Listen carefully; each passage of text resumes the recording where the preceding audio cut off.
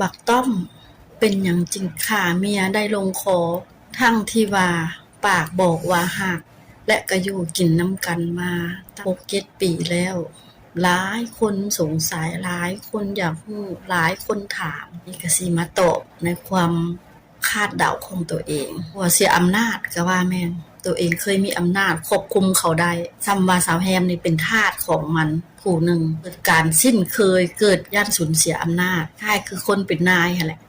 มีข้าทาสบริวารมากราบไหว้อิหยังนั่นแหละขึ้นตำแหน่งแล้วก็ลงไล่อำนาจตัวเองแล้วก็บ่อยากสูญเสียบางคนก็ลงไปทำชั่วเพื่อรักษาอำนาจของตัวเองไว้นะว่าปากว่าฮักบ่ได้ฮักหมองอันที่2น่ะแม่นย่านเสียเปรียบเสียเปรียบผู้หญิงนี่ปะอีหลี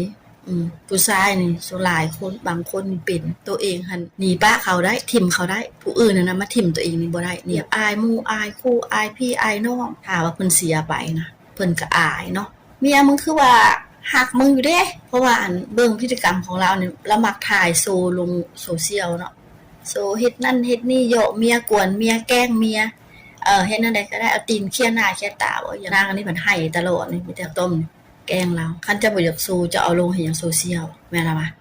เจ้าก็อยากอ้างอยากสู้ว่าเจ้ามีอำนาจเหนือเขาจะเฮ็ดหยังเขาก็ได้หั่นน่ะเชื่อบ่ว่ามันต้องวางแผนในใจมันแล้วถึงมันสิบ่ไปซื้ออัน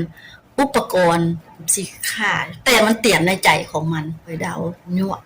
นางนี่กลับมาโบยังบ่ฟังยังสิไปอยู่ล่ะถ้ามันมามันขัดขืนมันบ่ฟังความจัดการโลดซั่นน่ะมันมาฮ้อเอามาได้แล้วเด้มีการแบบผิดเถียงกันขึ้นสิแบบว่าโบสิไปคือเก่าบ่อีจังยังสิเฮ็ดคือเก่าบ่ถามดีๆวันนี้นางแฮมสิตอบว่าแล้วสิไปเฮ็ดเวียกคือเก่าแหละอีหยังอะนะคิดอยู่แล้วว่ามันอยากฆ่าเนาะมันคันอีนี่ไปเมื่อใดแล้วจัดการฆ่าโลดอันนี้ผู้หญิงก็บ่ฮู้ซะว่ามันสิฆ่าโตเนาะก็สิเถียงมันสิเถียงก็สิ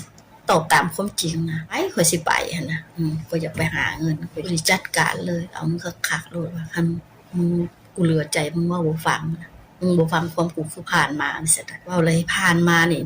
เฮ็ดให้เพิ่นได้ใจเลยเด้ซะนางแฮมนี่เราก็สิฮักผัวเรานะแล้วก็เคยตามใจมาตลอดแล้วก็เลยเป็นการได้ใจของต้อมนี่วันนี้จังได๋ก็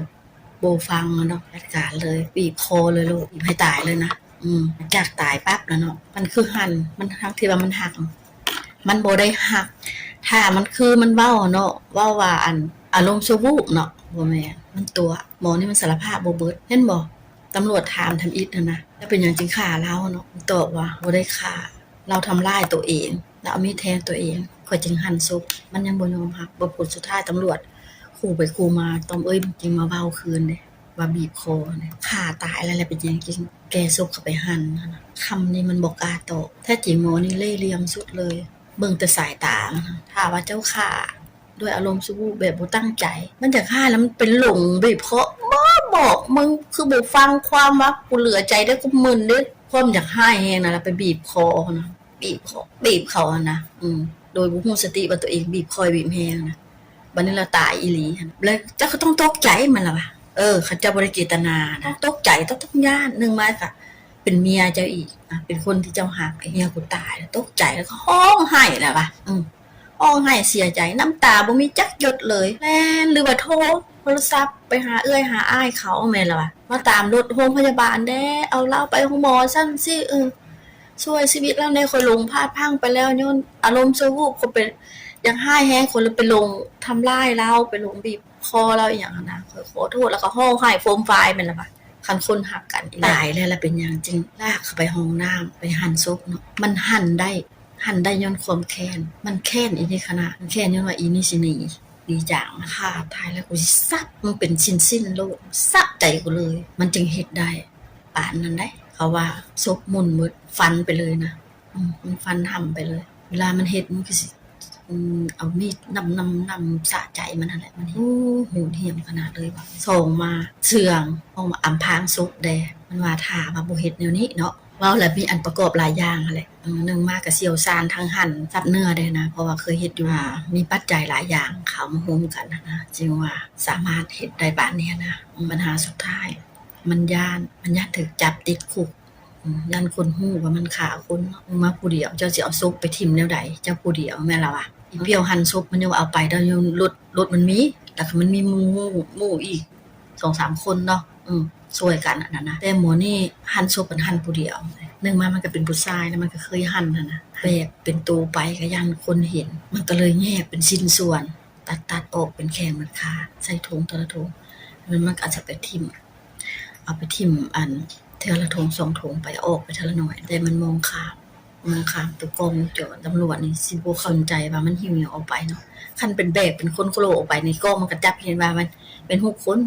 ไปว่าตำรวจสิแน่กว่านะถ้าว่ามันรอดไปได้นี่รอดไปได้มันเตรียมแล้วเด้ถ้าว่าฆ่าอีนี่ปั๊บเมียนศพเรียบร้อยเอาไปทิ่มอีหยังในเรามันก็มันฆ่าแล้วมันก็อนามัยเมียนของมีของหมดแล้วมันก็สิเตรียมหนีเด้มันก็สิหนีมาลาวมาแล้วมันสิมาพักผ่อนอยู่ลาวจนเรื่องราวเงียบไปว่าอีนี่หายสาบสูญไปเลยนะหลายปีบางทีมันก็กลับไปเฮ็ดงานใหม่ไปมันก็จะไปเฮ็ดบนอื่นอันนางแฮมนี่ก็แบบว่าหายสาบสูญไปเลยนะว่าอันสำนึกได้แล้วนะสำนึกเนี่ยตาบ่มีจักหยดบ่ฮ้องบ่ไห้อีหยังว่าสำนึกคนมันสำนึกได้มันต้องฮ้องต้องไห้ต้องเสียใจมีน้ำตาไห้สะอึกสะอื้นมันจึงฮู้ว่าข่อยคิดฮอดเมียข่อยคิดฮอดข่อยพลาดพลั้งไปแล้วข่อยบ่มีเลยอันนี้หั้นนะแล้วก็ว่าอันที่3มีโอกาสได้ออกคุกมาแล้วสิไปบวชแต่บ่มีได้ออกดอกตลอดชีวิตเผลอๆตายในคุกเป็นพญาติพะเยาถูกนักโทษนำกันและรุมกระทืบไปจอยผอมหอมแห้งไปแล้วก็ตายทิ่มไปละล่าติดคุกตลอดชีวิตออกมาไปบวชวัดใดให้บวชคนนั้นนี่ไปเปื้อนศาสนาซื่อๆนักข่าวถามว่าฮักอยู่บ่เมียเจ้าว่าซั่นไปก็บ่เชื่อว่าซั่นก็ได้บ่กล้าเว้าเนาะโอ้ได้ฮักเขาจะฮักเขาจะไปเฮ็ดหยังปานนั้นฆ่าเขาตายแล้วเป็นหยังจึงเข้าเอาแก้เข้าไปในห้องน้ำแล้วไปหั่นศพเขาได้ฆ่าตอกคำนี่มีเลศในกว่านี้เหลี่ยมขนาดไหนหมอนี่ได้ประหารหมอนี่สิติดคุกตลอดชีวิตแม่นติดว่านึงมาประวัติเราบ่มีผ่านมาบ่ทันมีเราเฮ็ดแต่นึงเทื่อเดียวเนาะและอันสองมาเราสารภาพว่าเราบ่ได้ตั้งใจฆ่านะบ่ได้มีการวางแผนครั้งนึงครั้งเดียวประวัติบ่เคยมีฆ่าคนนะมันบ่คือเลยก่อนต่อเนื่องมีประวัติจะมีฆ่าคนมาแล้วจะมาฆ่าอีกเนาะโคตรหนักที่สุดนะประหารลูกเดียวเจ้าบ่ยอมรับสารภาพเลยพ่อใหญ่บ้านสิทานะฆ่าน้องสนูนะอันนั้นแหละมันจังได๋ก็บ่ยอมรับบ่ยอมรับปากแข็งทั้งเมียก็มันยอมมาเว้าซอยผัวว่าผัวอยู่นำจังซี่นะอันเมียก็หลงผัวจังฮักผัวแฮงจนสุดท้ายเราก็ได้ถูกประหารเพราะว่าเราบ่ยอมรับสารภาพหลักฐานมัดตัวฆ่าข่มขืนน้องสนูนั่นก็โทษประหารอันนั้นก็ได้หรือว่าลูกหลานผู้เกิดใหม่ใหญ่รุ่นมาเห็นในคดีตัวไอ้ต้อมนี่นะแบบอย่างเป็นอุทาหรณ์อยู่ให้มีสติผู้ชายก็ให้มีสติยิ่งถ้าว่าอยู่ไปผัวนี่มีอารมณ์รุนแรงบ่มักทำร้ายหั้นนะก็ตีตัวออกห่างลูกพอเลิกได้ก็เลิกบ่ให้แบบว่ารอให้เขาเปลี่ยนแปลงเขาคือสิบ่เปลี่ยนแปลงบางคนนะคันเปลี่ยนแปลงได้ก็ดีผู้เปลี่ยนแปลงบ่ได้แล้วเฮาก็มีแต่แยกตัวออก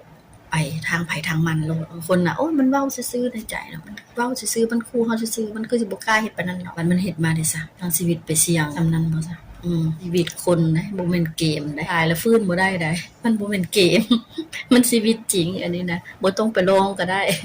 ถ้าว่ามันผิดสังเกตแล้วมันปุ๊บโลดไปไผไปมันโลดนะพ่อแม่เฮาเลี้ยงมาเลี้ยงลูกผู้นึงนะเพื่อสิใหญ่นะโอ้เป็นธรรมดาเด้อใหญ่เต็มสาวเต็มบ่าวแล้วเพราะว่าสิได้พึ่งพาอาศัยกินเหือกินแห้งแล้วก็มาเป็นอันนี้ไปซะฝากไว้ให้เป็นบทเรียนทุกๆคนยามแบบว่าอยู่ให้มีสติควบคุมอารมณ์คือผู้ชายคือกันอารมณ์ร้อนอารมณ์โมโหก็ต้องควบคุมตัวเองให้มันได้เพราะว่าความโมโหพาตัวตกต่ำคือจังซี่นั่นแหละฆ่าคนแล้วก็ได้ติดคุกสิว่าหนีพ้นได้บ่พ้นได้ฆ่าคนได้มันมีวิญญาณเด้ซะญาณไปตามไปหลอกไปพ้นฆ่าแล้วก็หนีไปเด้ซะน้องเขามีกลเขาเอาบอนตัดบอนคั้นมายัดใส่ปากฆ่าได้อย่างนั้นคั้นดิคั้นปากอยากเว้าแล้วจังได๋ก็คนต้องมีสติให้หลีกเลี่ยงความรุนแรงให้ฮักแพงกันถนอมน้ำจิตน้ำใจกันบ่ให้ฆ่าฟันทันแทงกันความรุนแรงบ่มีหยังดีขึ้นมาความดีและความอดทนเกิดผลดีให้ทุกๆคน